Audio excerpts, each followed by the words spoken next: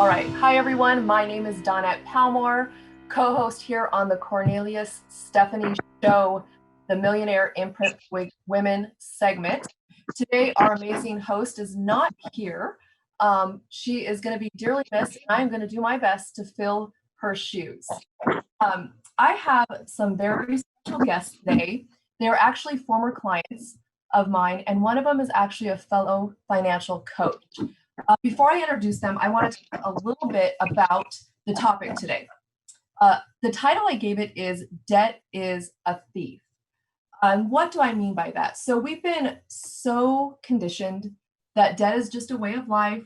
You need to get it to get what you want, to be successful, to live this American dream, as we talked about in the last podcast. The credit card companies spend millions and millions of dollars to study you, to study your behavior with money, how you interact with it. And they know more about you and your relationship with money than you know about yourself and your relationship with money. Things like the Barbie, they have Let's Go Shopping Barbie, and she's swiping a MasterCard. That's to condition them so when they're older, they're going to think, oh, I should get a MasterCard, right? And I had a client who actually worked for Mattel, and that particular Barbie is like on the top 5 seller list every single year. And they also know that we're not going to pay these credit cards. They're hoping, and they know we're not going to pay these credit cards off every month. This is how they make their money, right? Our interest. They know that you will more than likely buy something because you could just put it on the card and pay for it later. They're hoping that you'll pay for it for months and months and months. And the credit card companies are really double dipping, right? So we pay interest if we don't pay the balance off, but the retailers where we use the cards are also paying a fee for it. And I bought into this whole thing that I had to have this debt to get what I wanted to be where I wanted for 35 years. I lived with stress and hopelessness of carrying this weight on my shoulders. I was not living the life that I wanted to live, but I just didn't know how to get out of it. Now I am leading the way and showing others how life without debt is possible. So let me share a little bit of my background with you about how I grew up, because it's very important to know, to be aware of what kind of came up in our childhood, because we learned from our parents, whether they taught us or not, about money and a relationship with money. So I didn't grow up with very much. I always had what I needed. We moved around a lot between our relatives and our parents until I was about 11, when I settled down with my dad. Money was never talked about. So I don't know what the real problem my dad had was. I just knew that he had car debt. He had car loans all the time. And when I asked for something, it was, I can't afford it, or we can't afford it. Even asking $1 for lunch was like pulling teeth out of him. So things were probably really tight. And he was a single dad trying to raise a couple of teenage girls.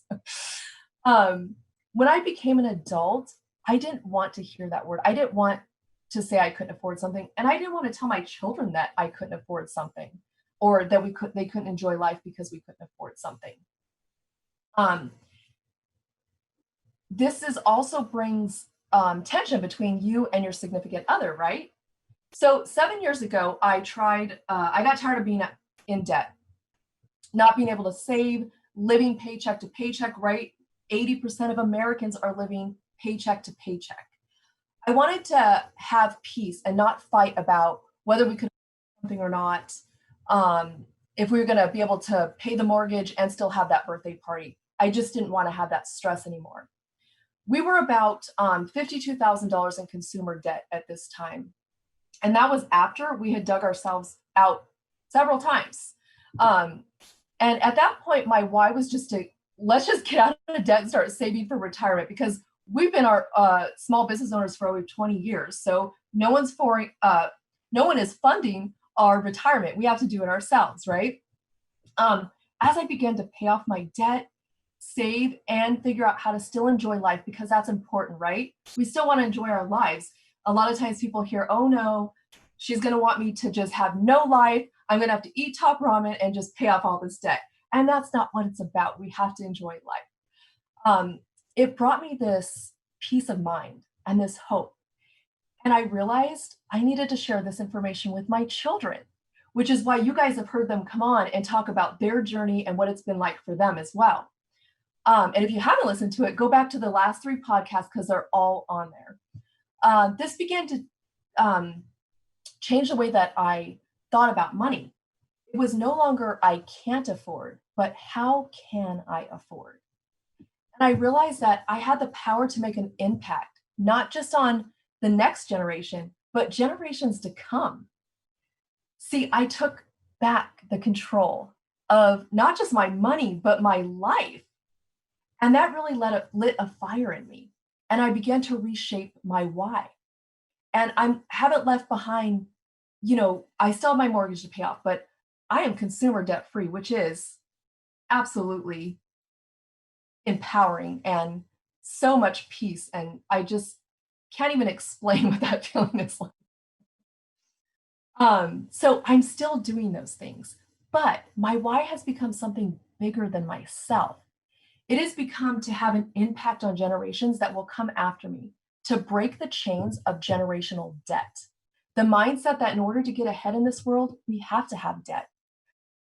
When we get freed from financial stress, we are able to see more clearly, think more clearly, and we're able to think bigger.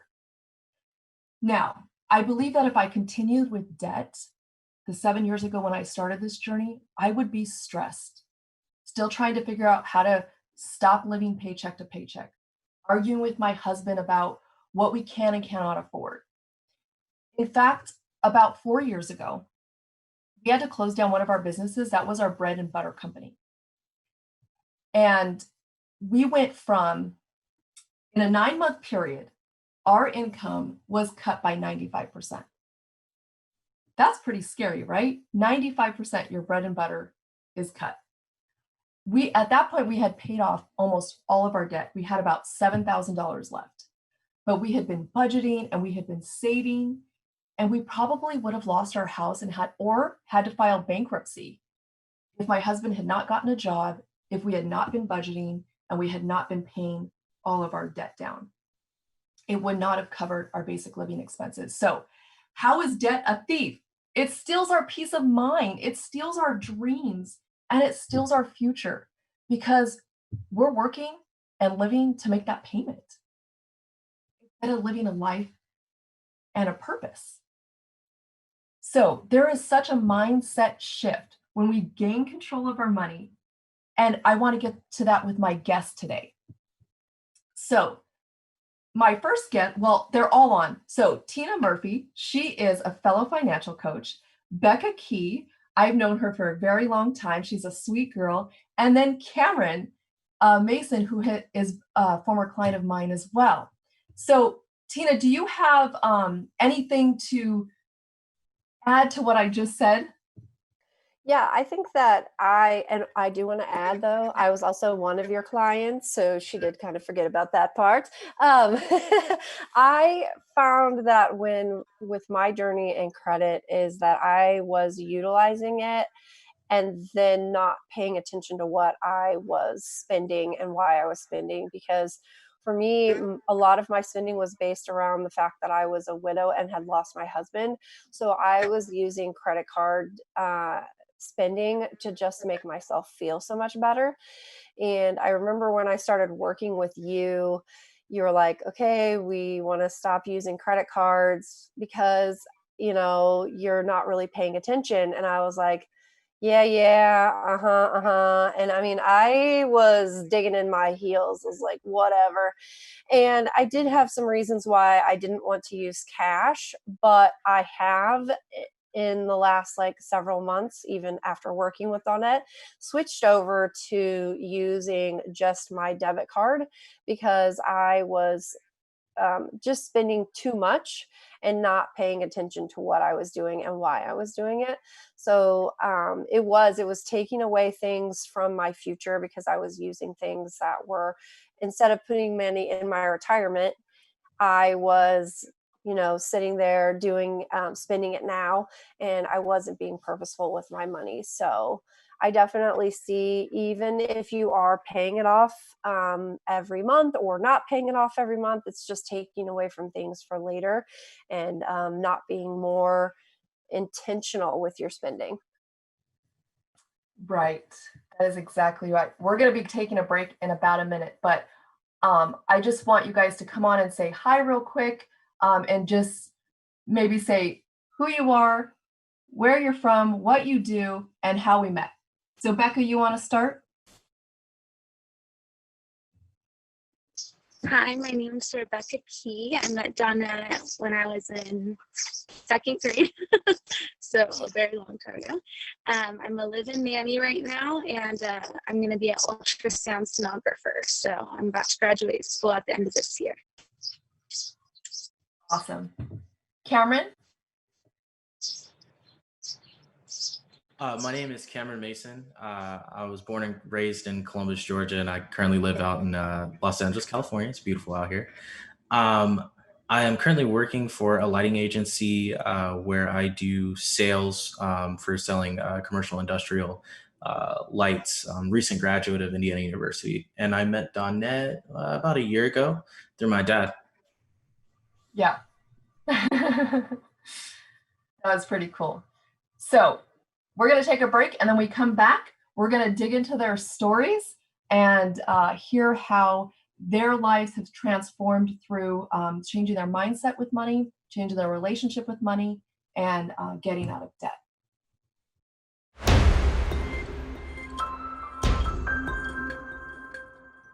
All right, welcome back, everybody.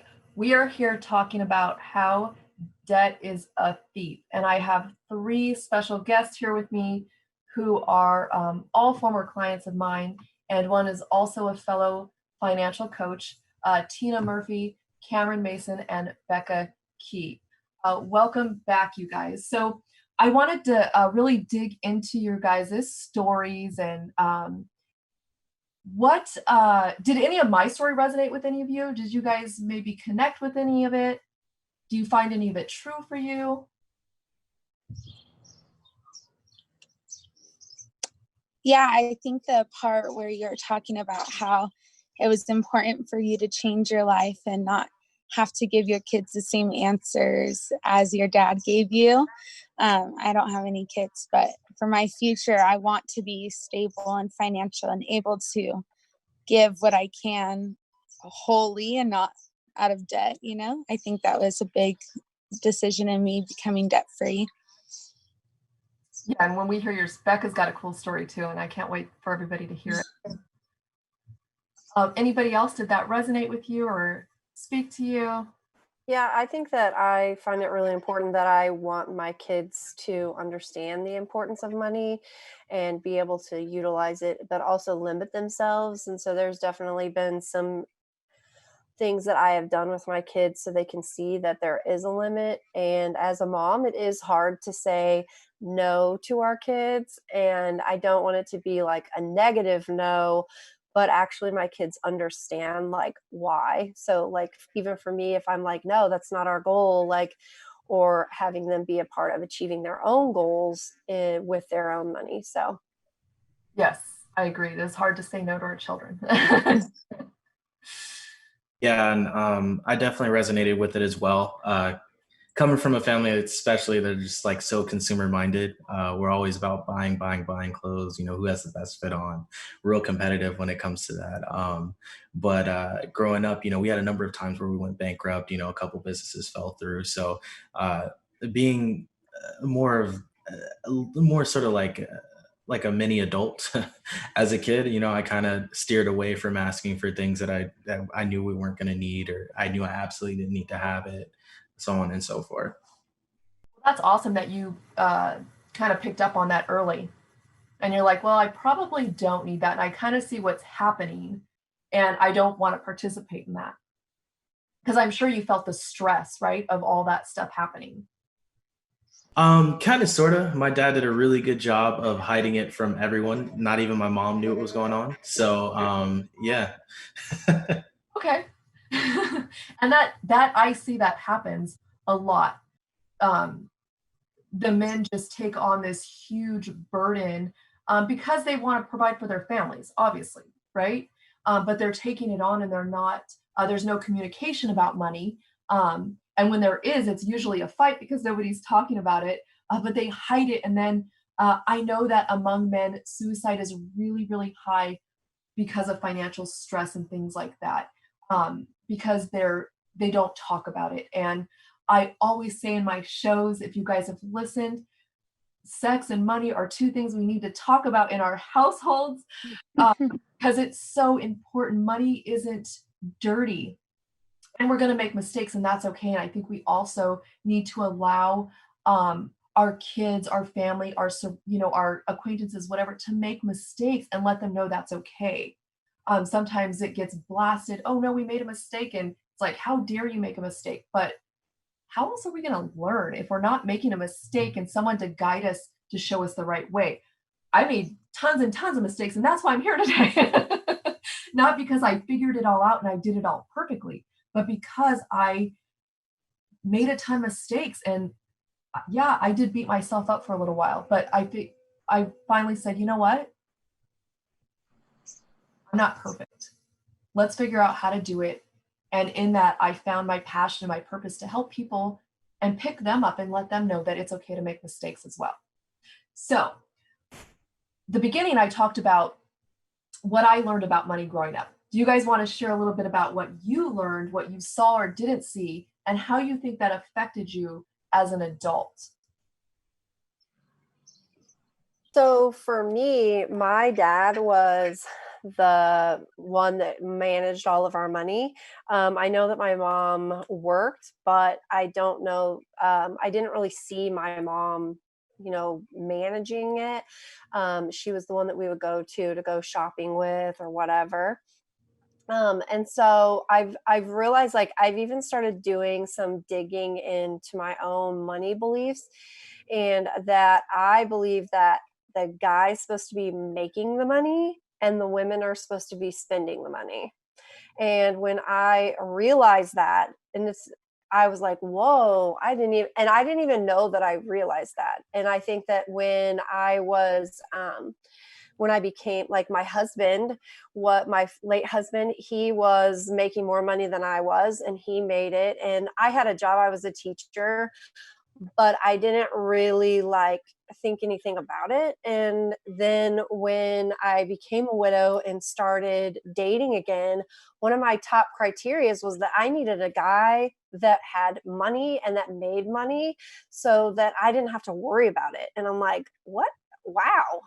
And then you just kind of, when you realize what you're thinking, I didn't think I should be the one making the money. And I find myself, I'm a big spender. I'm an emotional shopper. And I think that was something that has been holding me back from even achieving my own dreams and stuff. So that has been a thing that I grew up with and realizing myself. Yeah, I don't think we realize how we subconsciously do things or think things until, like you said, take a minute and really maybe get alone with yourself. And it's like, wow, we need to fix that thought. Becca, go ahead. Growing up, my family was very big, so it was kind of obvious. Oh, we might have a little bit of audio problems. Cameron, you want to go ahead, and then hopefully she can get some service. Yeah. So I had a little bit of a weird kind of upbringing with money. I grew up, my dad handed me a book by Robert Kiyosaki, Rich Dad, Poor Dad, and he was like, hey son, I want you to read this and you need to figure out how to get me rich. So, being a kid and not really understanding what was going on, I was like, okay, well, my dad's asking me to read a book, I'll read a book. So, I read it, and then he handed me over a game, handed me over cash flow.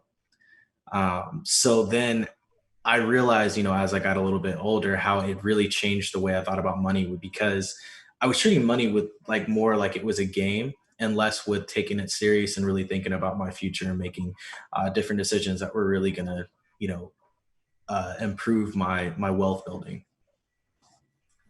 Interesting. Okay. And how do you think that transferred over into your adulthood? Um, yeah, I would say I was just kind of, I was like, okay, so I'm just gonna buy, whatever it is that I want. I'm not gonna think about when I need it and when I can afford it. I'm just gonna buy it, and then eventually I ended up with a whole lot of debt, and then I was like, all right, might need some help.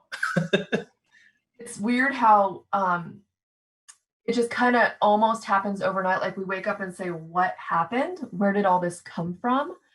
I have so many clients that don't even know how much debt they do have. They don't even know how much they're spending towards debt every month because everything is just automatic, right? They're making the minimum, they're making the minimum. And it's just, they do this automatic payment thing. And that also kind of shuts us off as well and kind of disconnects us from what things are costing us. Same with the credit cards. We don't really pay attention to what things cost when we're swiping the credit card because I don't know, it just shuts stuff off in us. But when we're using cash, we're like, well, I got $50 and that thing's 40 and that's 20. So what am I going to do? We're paying attention more. Maybe it's because when we go up to pay for it, we don't want to tell them to put something back. So we're going to be more conscious of how much things are costing. Whereas a credit card or even a debit card, this happens. People spend 12 to 18% more when they're swiping plastic. We have this overdraft protection, right? And we're just swiping. And if we don't have the money, nobody knows because we're going to pay an extra $35 so that nobody does know that we didn't have the money. And I find it interesting with my son. I have been telling my son when he goes shopping, I'm like, okay, you have X amount of money and I will not go over it at all. And even though with that, he knows what the amount is. And I've been able to like back off because we're not arguing that I'll be like, that's too expensive or like that, because I'll in my mind have an expectation of what I want to spend, but I haven't shared that with him. So when I am telling him, okay, you have $200, literally every time we go, he spends right up to that number. But what he gets, if it, it doesn't really matter. And I think that's what's different about, when you have credit cards and you're mindlessly spending, you're just constantly going and swiping all of the time and not really paying attention to what the amount is because you don't care and you don't even know. And that knowing piece makes a difference. Absolutely. We are going to take a break, and when we come back, we're going to hear from Tina, Cameron. Hopefully Becca will be able to join us back and dig into some more of their money story.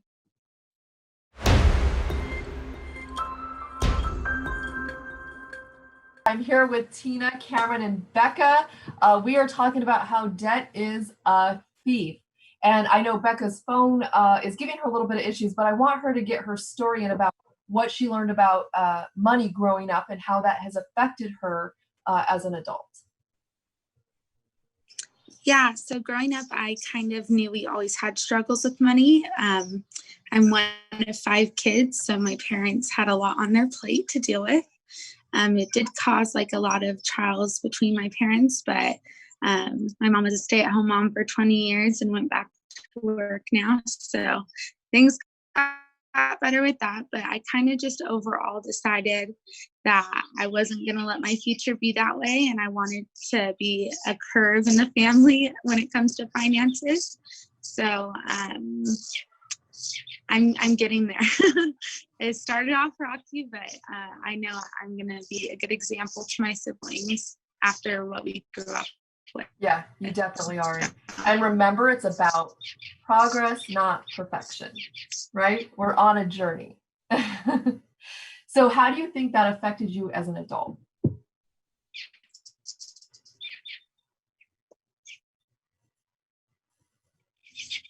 Yeah. Yeah.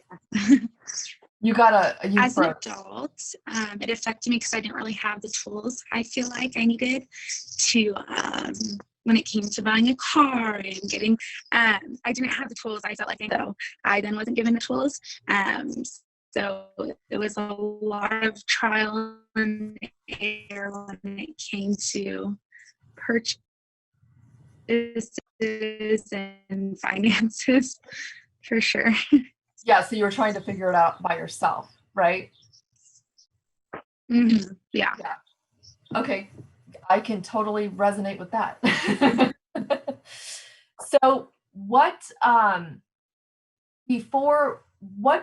how did you feel about the debt? Was it a burden to you? What do you think your mindset was about it? Were you okay with it? Were you like, well, this is what everybody does? When I started getting debt, I was kind of young because I just wanted to move out. So I got a credit card and used it for what I needed. And I didn't care at the moment because I knew one day I was going to have a good job and could pay them off. But it definitely became a lot bigger of a burden than I anticipated it would be, and more of a just heavy weight on my shoulders. But now paying off the debt, it's like lighter every time I pay off the dollar. It feels so much better. But in the beginning, I was very much like unaware of what I was doing myself, I think is the right way to put it. Yeah, totally understand that. Awesome. What about you, Cameron? I'm sorry, one more time, what was the question? So before coaching, and how did you feel about debt? Did you feel like it was something that just everybody does? This is just how it is?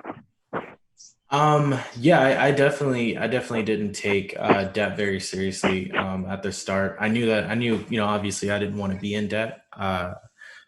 But because I lived in a household where it was all about the consumer mindset, literally just spending as fast as you're earning.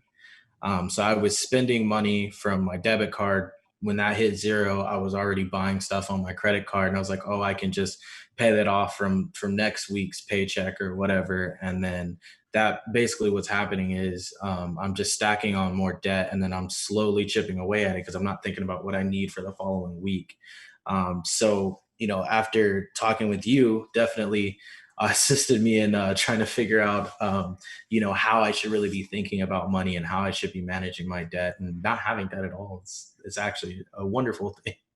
And what about you, Tina? So when I was younger, I was pretty conservative with my spending. When I was in college, I had a job that basically provided all of my spending money. And I actually didn't get a credit card till after I graduated college. And when I applied for my first one, I got denied, which I thought was kind of interesting because all of my friends were getting accepted with credit cards when we were in college. So finally, when I did get one, I was living at home with my parents. So I was basically not having a lot of other expenses. So I would just buy stuff and then I would just pay it off. When I got a roommate for an apartment, it was the same way. But when I didn't have that extra income or that cushion of a roommate helping pay for my condo that I owned, I really started noticing that I'm like, oh, this money is getting higher and higher. And then when my late husband and I got married, he started doing our finances, and he was like, okay, you're not going to spend as much as what you've been doing. And because he had been through a lot of debt himself. So he kind of reined it in a little bit more, and not like I went really crazy with my spending, but he was definitely paying more attention to it. But again, it was kind of like, well, everyone else has it, so it wasn't that big of a deal. But we were still pretty conservative on, doing stuff. But once my husband passed away, I really started spending a lot more money again to cover up for the grief of losing my husband. And then I had to rein that back in again so that I could calm my spending down. So Yeah, Tina does an awesome, her coaching business, actually, she helps widows with their grief and their spending. It's really pretty cool, and just helping them process through that. Yeah. Okay, so what relationship did you have with money before coaching? I would say I don't think I even had a relationship with money. I think that the relationship with money that I had was like, it's for spending. Um, Even though, and the crazy thing is, I taught personal finance for like 16 years at the high school level. And I loved talking about money. My kids knew about, like, my students, I was very open with them about money and would talk numbers with them so they could see things.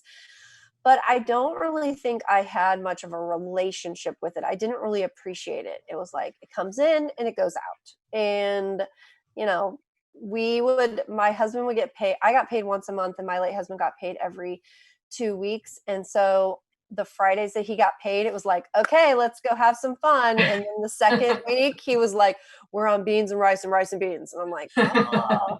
So it almost became like, we had, in our coaching practices, we tell people to have money dates.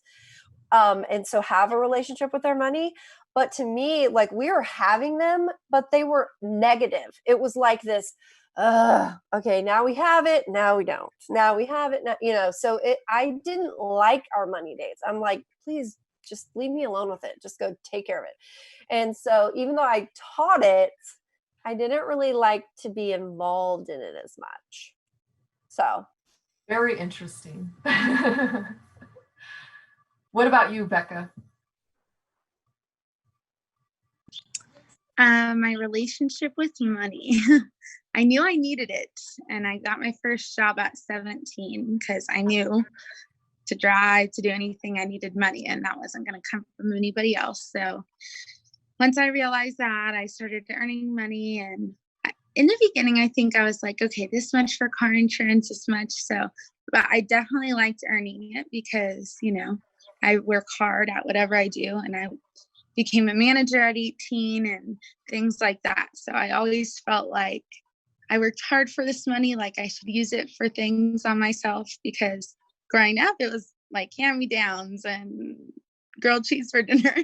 So I definitely, when I started getting a little bit more money, I was definitely treating myself a lot, as they say, which I don't necessarily think was a good idea. And so my relationship then was more of like, it was a gift from me to me, but now it's definitely like a responsibility kind of thing. Whereas before it was just for fun. And now it's like, oh, I want to do this, but I need to make my payments and then go to Temecula and wine tasting. Because for me, I want to live a fun life and do things that make me feel fulfilled, but I know it's more important to have all my bills paid now. Before it was like, yeah, that's fine. I'll still go to Disneyland. and it's more fulfilling, right? Because you bills paid, and you can enjoy this without any guilt. You're not going to feel bad when you get home. Exactly. So we have about a couple more minutes before we go to another break. Cameron, you want to tell us about your relationship with money before coaching? Yeah, and I think you're quite familiar with my situation. I would have, like, let's say, first job out of college, like, oh, I made $1,500 from this paycheck. Okay, cool. I can go out with the fellas, and then go out and I'm like, yo, let's get some bottle service going. First two bottles on me, and then you're already, $400-$500 deep in your paycheck. And I was like, I don't need it. I'm not gonna worry about it. Like, oh, you know what? I should go out and I should buy everybody food. I'm gonna buy everybody food, and then by the end of the weekend, I'm down to $500 for the next 2 weeks. Not really thinking about what I was doing. Like, I don't need a car. I don't need to do this. I don't need to do that. And then eventually I went out and bought one. Definitely not at a good time, but I think that was the main thing. I was like, oh, I'm getting money, I might as well spend it. Oh, I want the latest Gucci belt, I want the new Gucci flip flops and Louis Vuitton and all that stuff. So I was just buying up everything because that's all I knew from living in this kind of household. My dad would go out and buy $1,000 of suits, just go out and buy them. He's like, oh man, I'm trying to look good for my meetings, blah blah blah. Which is all fine and dandy, but you got to do it in moderation. And I think that's one thing that I kind of came to you with, and then you brought it and it was like, hey Cam, you got to chill. Yeah, I think there's nothing wrong with having nice things. We want to have nice things. We want to enjoy our life, but we want to do that without the guilt or the shame or this. We're really, when we're in debt, we're putting that stuff on the cards. We're really not enjoying it because we know that bill's coming and we got to pay it. So I know we got to take another break. We will be back to talk with Tina, Cameron, and Becca about their process with coaching, why they even hired a coach, and what it did for them.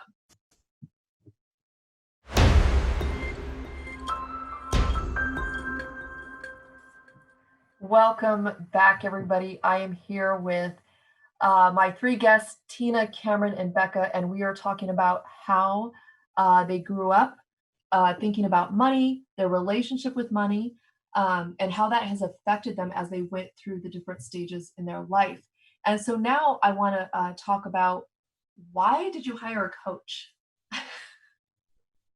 Because this whole thing about a financial coach is not new, but it's people are becoming more aware of it. People still are like, what is that? Or do you do investments? No, I don't do any investments. So why did you hire a coach? So for me, I actually became a life coach for widows myself, and realized during my own certification process that I was spending money as my way of avoiding dealing with my emotions around the loss of my husband. So what I needed to do is help me get my own mindset around my spending. And so I had joined actually our coaching group and wanted to learn the whole coaching process for money coaching, and knew that, well, I needed somebody to help me do it for myself. That's why I hired Dawnette. And what it really helped me to do was to start using my money and creating joy in my life. And that's what I want to help other widows do. So in my coaching, I learned how to process my emotions. And when I can do that, I can then become intentional with my money and make purchases that actually make me excited, instead of just buying stuff to buy stuff to avoid what's going on in my life. So that's really been where my transformation happened. And working with you, seeing the numbers and looking at it, helped me get a clear picture on it, to where then I can go, oh, okay. And now I buy things and I'm like, oh, I like this. And I enjoy my stuff. Right. What about you, Cameron? Okay. So like I said, my father introduced me to you. And basically he hit me in the shoulder. He was like, Cam, yo, Dawnette is the truth. You need to go see her and get your finances right, figure out what you got going on. And, at first I was a little hesitant because I was like, I'm still young. Right now, I don't even really have too many bills. I'm fresh out of college. I don't really know, where I want to take my money or what I'm even going to be doing in the next year or the next 3 years. And honestly, it was better for me to get one now so I could put things into perspective for the future, especially going ahead and starting stacking away my chips and all that good stuff, because because I feel like the younger we are when we start thinking about money, the better. I already started my stock portfolio and I'm making a lot of money there because I'm debt free now. So I have, the room to really grow financially and think about, the kind of things that I do want. That's awesome. It cleared your mind up, right? Yeah. Becca, what about you? Well, I've known Dawnette for a very long time. So I had her on social media and I always saw posting about financial things. And I just hit a point where I just needed to learn where to put my money, how to, pay off debt while I have so many bills. I have car payment and all those things. So I reached out to Dawnette. I was like, I don't know what you do, but can you help me? I don't know how to deal with my money. And she did. And I definitely, budgeting has been something I never learned to do. And after I learned that from Donna, it's like, I know it like the back of my hand now.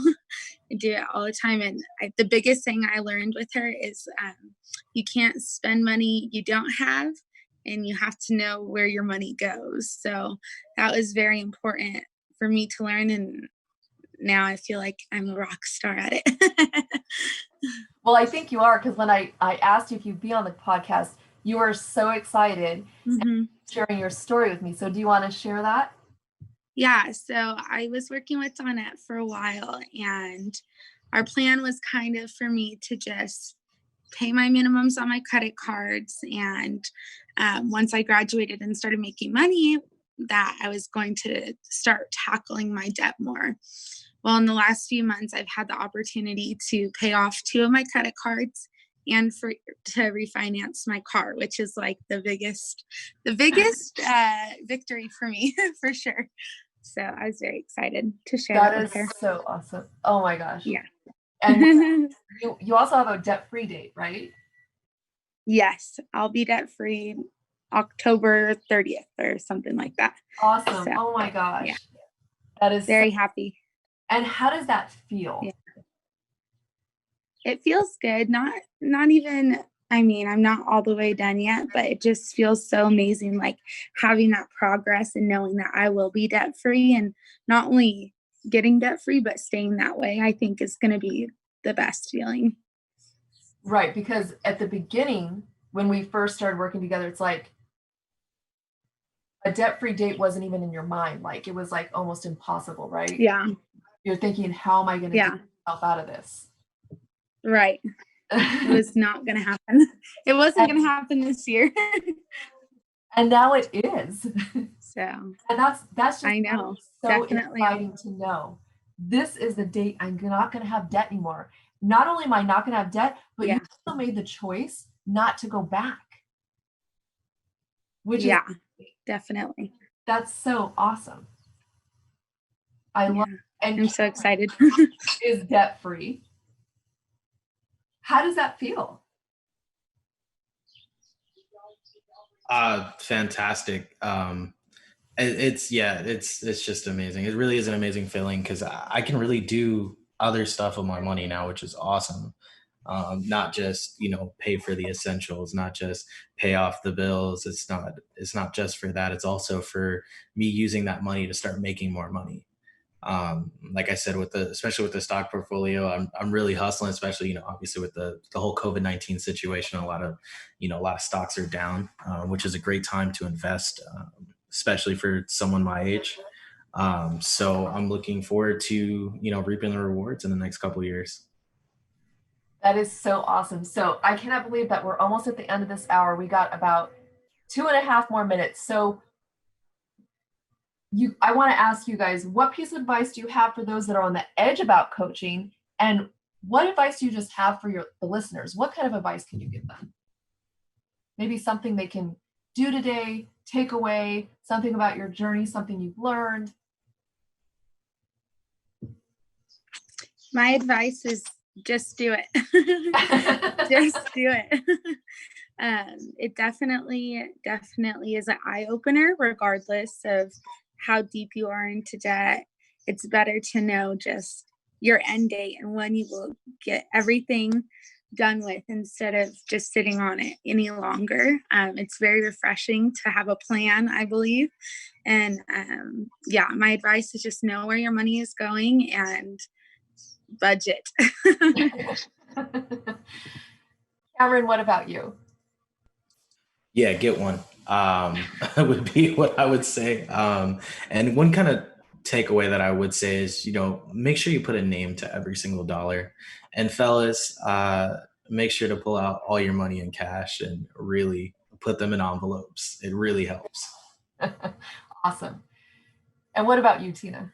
I think even though some of us might be taught how to do things, because I was a personal finance teacher and we taught personal finance, the difference is when you start seeing it personally and it's your own money, you really have to decide what is your why. Like, why do you want to do what you're doing? And when you start getting control of develop that, then you'll be able to take control of your spending and start enjoying your money instead of your money controlling you. That is awesome. I want to thank you guys so much for coming today. Thank you everyone for joining us. Don't forget to be back here next month, fourth Friday of the month at 1 p.m. Pacific Standard Time. And Kornelia will be back with us, and we will continue our conversation about going from fear to freedom with your finances.